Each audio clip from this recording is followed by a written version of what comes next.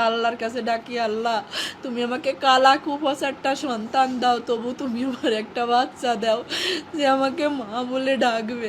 লিফটে ঢুকবে তখনও ঘুরে ফিরে আমার দিকে 2-3 বার তাকাচ্ছিল। আমার ওই তাকানো এখনো চোখে ভাসতেছি। অনেক আল্লাহর কাছ থেকে চেয়ে না সন্তান আমার। আমার যখন বিয়ে হয় আমার ছেলে মেয়ে হতো না, 8-10 বছর ধরে ছেলে মেয়ে হয়নি।